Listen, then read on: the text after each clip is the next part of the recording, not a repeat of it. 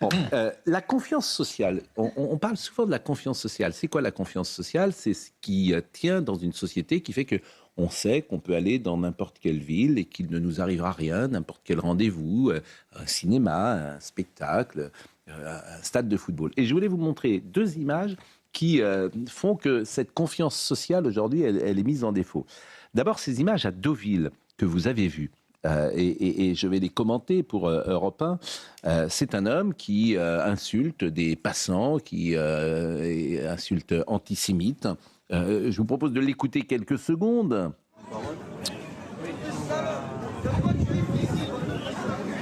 Voilà, il insulte les uns les autres, il passe et il est au milieu. Ça se passe à Deauville.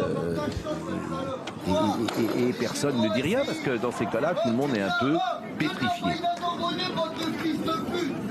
Alors, on peut dire ce n'est qu'une personne, et c'est vrai, bien sûr, ce n'est qu'une personne, mais c'est comme dans une bouteille d'eau, un poison qui arrive dans la bouteille et qui contamine toute la bouteille. C'est ça la confiance sociale. C'est-à-dire que... Parce qu'il est accompagné quand même, cette personne. On voit Olivier de Lagarde. On voit qu'il est avec un groupe de gens, donc il n'est pas tout seul. Il est d'accord, vous avez raison, il n'est pas tout seul. Bon. Donc c'est pas un dément. Voilà, c'est 3, 4, 5 personnes. Mais la confiance sociale, elle est donc attaquée. Donc il y a des gens qui voient Deauville et qui disent moi j'irai plus. Voilà, parce qu'ils ne veulent plus aller, parce que c'est le poison qui a contaminé toute la bouteille. Confiance sociale. Et la deuxième image qui a été très frappante ces dernières heures ou ces derniers jours, c'est la Baule. Oui. C'est-à-dire c'est ce train. C'est ce train avec ces jeunes gens qui est pris d'assaut. Voilà. De la même manière, alors vous vous dites, ah, tiens, je verrais bien en week-end à la Baule, mais moi, j'ai pas envie de voir ça. J'ai pas envie de tomber sur cet débordement, sur ce chahut. Je n'ai pas envie de ça. J'ai envie d'être dans un lieu calme, avec des gens civilisés, des gens bien élevés, des gens... Mais c'est où, ça?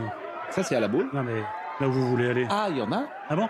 Bien sûr qu'il y en a. Et ça sera raréfié. Mais oui, et c'est ça qui va être... ça sera raréfié, mais ça sera des endroits, et c'est ça qui est le plus terrible, ça sera des endroits de riches, figurez-vous. Pas forcément. Ça fait des endroits où il y a une forte identité. Ça sera... La Corse, oui, mais souvent... le Pays Basque, là, ça plaisante pas. Oui, attendez, je vous dis, quand je dis des endroits de riches, et je le déplore, si vous allez à Monaco, par exemple, si vous avez la possibilité d'aller à Monaco, si vous êtes suffisamment riche pour aller à Monaco, ben vous n'aurez pas ça. Donc vous aurez des ghettos de riches. Est-ce que vous connaissez déjà d'ailleurs, ce qui existe déjà. Est-ce que vous connaissez le pays où il y a le plus de barrières métalliques au monde? Non. C'est l'Afrique du Sud. Ah oui. L'Afrique du Sud, qui est un pays, effectivement, où une forme d'apartheid demeure, c'est-à-dire où des populations riches se mettent à l'abri des autres.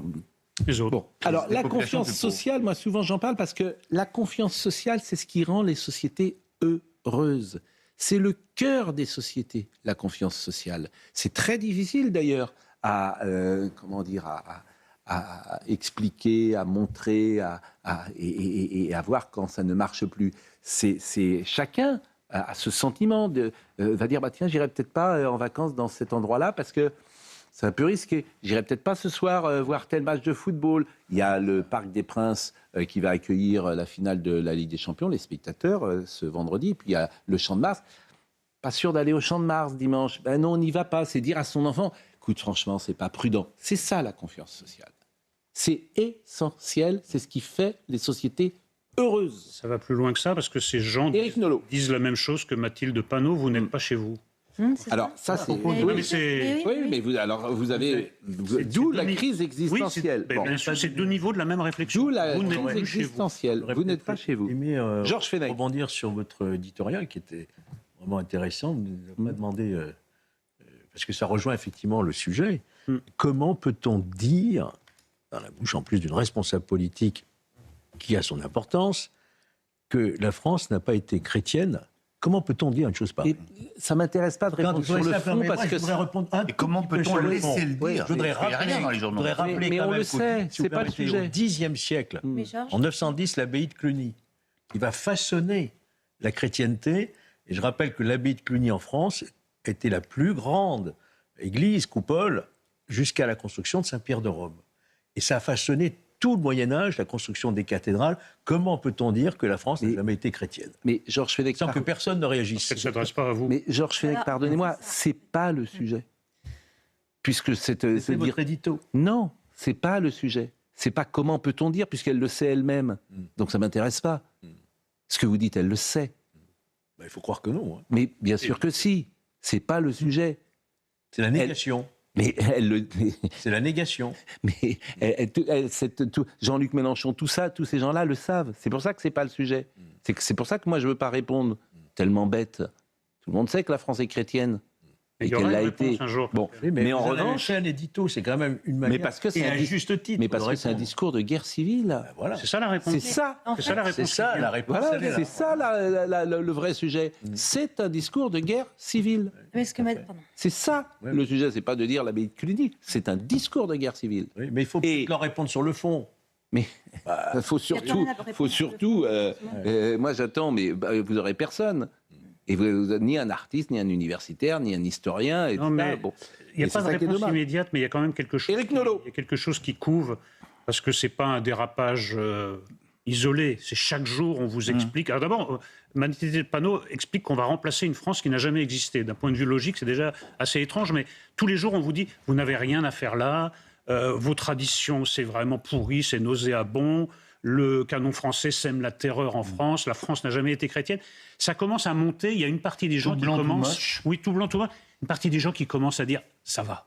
Et un jour, ils diront « ça va pas ». Et la réponse sera violente. Elle ne sera pas rhétorique. En effet, ça ne passera pas par des arguments de fond. Ça passera par un affrontement physique. Moi, je sens monter ça doucement parce que là, la mesure est pleine. Elle sait très bien ce qu'elle fait, Mathilde Panot. Mathilde Panot, en même temps que la publication d'un sondage qui montre Mélenchon à 16 points, voilà il y a de quoi véritablement maintenant prendre ça au sérieux, quoi. Oui, parce on ne peut pas le balayer comme ça, on se dit, mais qu'est-ce qui va nous arriver, quoi. Parce qu'il y a une question démographique sur laquelle table absolument la France insoumise. Qu'est-ce que vous voulez que je vous dise? Et lorsque vous parlez que vous voulez que je vous dise ce que je pense? Dites-moi, oui. Hein? Vous vous réveillez aujourd'hui?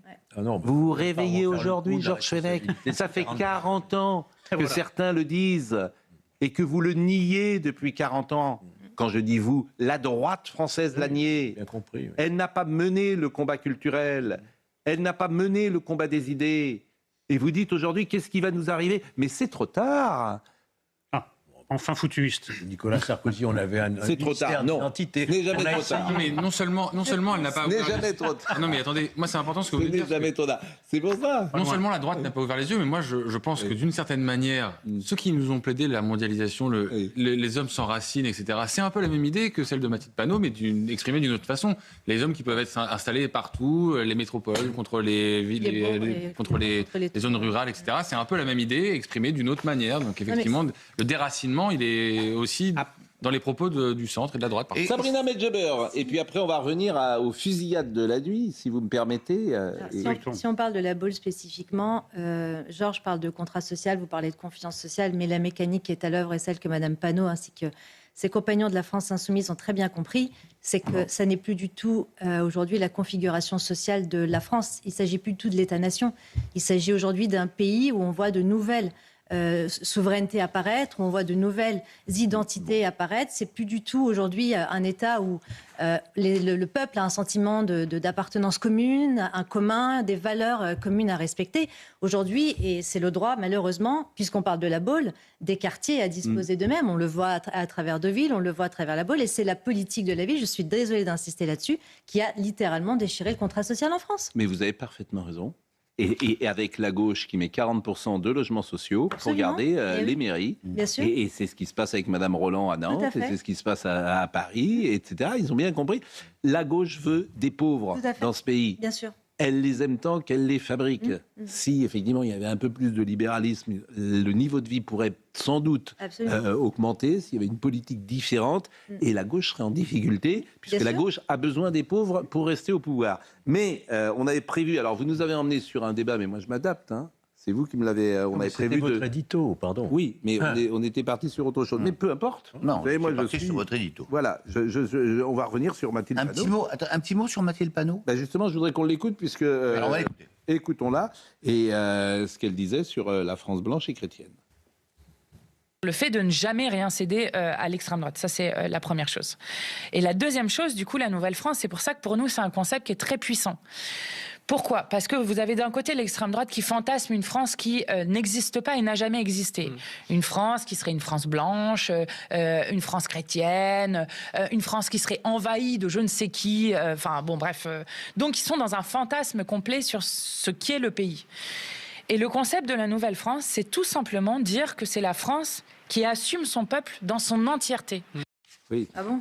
Elle assume son peuple dans son entièreté. C'est marrant. Non, mais c'est intéressant ce que Alors, Olivier de Lagarde. Mathilde Panot, elle a un rôle particulier quand même à LFI. C'est la provocatrice en chef. Rappelez-vous, c'était elle déjà qui disait qu'elle n'accepterait pas le résultat des élections si c'était le Rassemblement national qui l'emportait. Donc, c'est pas anodin ce qu'elle dit. Derrière, ensuite, Jean-Luc Mélenchon va probablement un petit peu temporiser pour ne pas se bruit. Mais elle a un rôle véritablement c'est la plus radicale. provocatrice. Vous savez pourquoi c'est la plus radicale ? Parce qu'elle sent qu'elle va être elle-même remplacée. Eh oui. Il y a eu cette scène où elle était aux côtés de Rima Hassan. Tout à Rima fait. Hassan avait dit l'heure du porte-parole est bientôt révolue.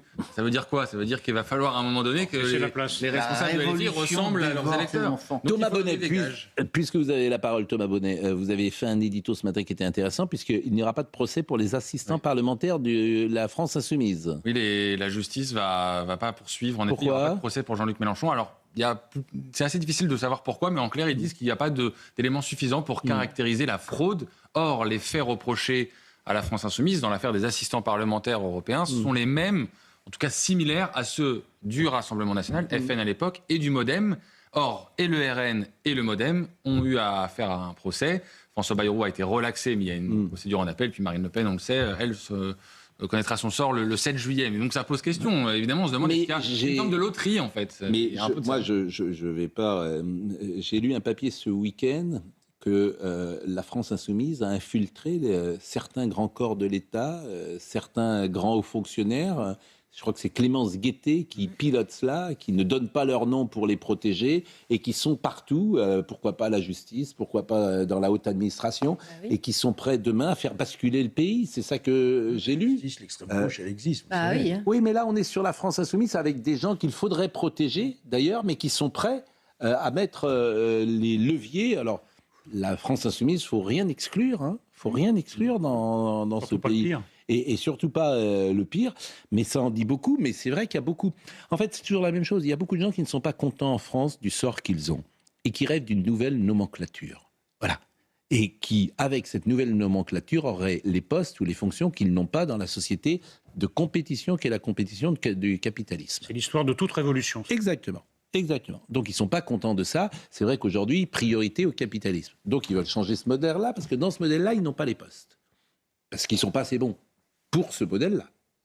Donc, ils en veulent d'autres. Donc, vous avez universitaires, jeunes intellectuels, ces gens qui souffrent beaucoup. À cette explication, on peut ajouter, je pense, à mon avis, qu'il y a des personnes qui se vivent comme étant les tenants d'une ligne de résistance face à un péril qu'ils estiment être celui de l'extrême droite, et qu'en fait, leurs actions sont guidées par cette volonté-là de tout faire pour empêcher demain le Rassemblement national d'être Vous au avez pouvoir. même un acteur qui est Gilles Lelouch, que j'aime bien, qui m'a surpris dans sa réponse, parce qu'il a été obligé de faire acte de soumission. Je ne sais même pas s'il pense ce qu'il a écrit ou ce qu'il a dit, et je le soupçonne de ne même pas penser ce qu'il a écrit ou ce qu'il a dit. Il a donné des gages. Voilà, donc on est dans ce climat-là aujourd'hui. Imaginez ce qu'il aurait pu lui en coûter s'il n'avait pas pris la parole. C'est Mais ça, bien en fait. sûr. S'il n'avait pas publié ses messages, sa carrière était peut-être... Et le pauvre, il a été lynché par Moi, je l'espace comprends qu'il ait mis ce médiatique. message, même si c'est dommage. Mais On l'a appelé Gilles le lâche, tout ça parce qu'il n'a pas répondu. Il avait répondu avec beaucoup d'intelligence et de répartie, très vite, à une question qui lui était posée. Et franchement, je le plains parce qu'il fait un film super. Il a envie de parler que de son métier. Il fait Jean Moulin. Et il est tombé dans une polémique insensée, d'une violence d'ailleurs inouïe. Et c'est très, j'imagine, pour lui, c'est pas facile à vivre. Enfin, il y a des acteurs plus courageux. Je pense que Jean Dujardin est beaucoup plus courageux, par exemple. Oui, vous avez raison. Ouais, non, mais c'est bizarre quand même, parce que Oui, dès qu'il y vrai. a une pression, les gens réagissent selon leur caractère. Oui, vous avez raison. Gilles Lelouch ou Éric Nolot. François Ruffin, par exemple, dans un autre registre, ils se rebellent une minute et ensuite ils rentrent dans le rang. Ben non, c'est pas ça le courage. Ouais. Surtout que là, c'était Moi, tout la à fait limite, défendable, sa position. J'aurais compris, en tout cas, Georges Fenech. que notre acteur Lelouch dise ce qu'il pense, qu'il donne même son opinion politique, pourquoi pas, c'est un citoyen, mais qu'il lance des anathèmes de cette manière-là contre le Rassemblement national, qui sont diffamatoires, parti de la haine, parti de la discrimination, parti de l'intolérance, il en a fait un petit peu de trop. C'est ça, je veux dire, pour donner, à mon avis, des gages. C'est ça ou les oubliettes. Non, mais là, il est blanc. c'est très décevant. Dans un milieu d'extrême gauche. Nous qui aimons cet acteur, franchement, moi, j'ai été un peu déçu, quoi. Bon, les fusillades, parce que les fusillades, il y a 3 points communs. Fusillade à Nantes cette nuit, fusillade à Lyon cette nuit, fusillade à Grenoble cette nuit. 3 points communs. Il y a 2 points communs. Narcotrafic et quartier défavorisé. Ah, voilà. Donc les gens qui souffrent le plus en France, c'est la phrase de Thibault de Montbrial. Tant qu'ils ne seront pas en bas de leurs hôtels particuliers, ils ne bougeront pas. Mais tout à fait. Mais les pauvres, comment ? Ça s'approche. Ça s'approche. Mais les pauvres, on s'en fiche. Oui. On les laisse, Mais les bien pauvres. sûr, bien sûr. Alors on va voir ce qui s'est passé à Nantes, tout d'abord avec Célia Judas, fusillade à Nantes, narcotrafic.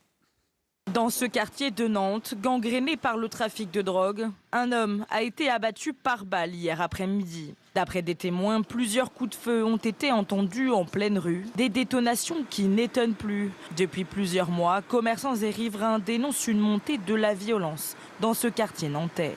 Là, l'enquête à Nantes fait que commencer. On ne va pas tirer de conclusions hâtives, mais le mode opératoire peut s'apparenter avec le mode opératoire qu'ont les narcotrafiquants. C'est-à-dire, vous avez un véhicule, un 2 roues qui arrive, monté par 2 individus qui font feu sur la victime. Après la fusillade, les tireurs ont pris la fuite. La victime en arrêt cardio-respiratoire n'a pas survécu, malgré l'intervention des secours. Une enquête pour homicide volontaire a été ouverte par la police judiciaire. Fusillade, mortelle, narcotrafic, quartier défavorisé, acte 1 avec Johanna Rolland qui réagit. Johanna Rolland, la même qui s'est alliée avec l'extrême gauche pour être élue et qui ne veut pas précisément que la police, l'extrême gauche, la France insoumise, qui ne veut pas que la police municipale.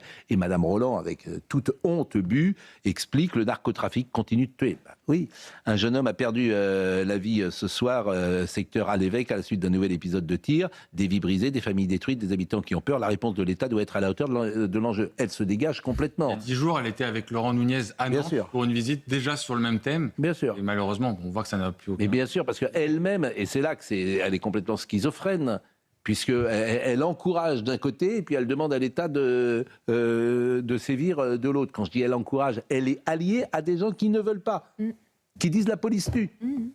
Et elle s'est fait réélire à Nantes avec ces gens-là, la France insoumise. Avec d'ailleurs le silence complet de Jean-Marc Ayrault. Parce que tous ces gens sont de soumission. Quand je parle de soumission, Jean-Marc Ayrault, il n'a pas dit un mot là-dessus, l'ancien maire de Nantes. Il l'a laissé faire. Là, la France insoumise. Tous ces gens sont des lâches. Et ils sont responsables de la situation dans laquelle nous sommes aujourd'hui. Deuxième affaire, après Nantes, Lyon. Échange de tirs, Marie-Victoire Dieudonné.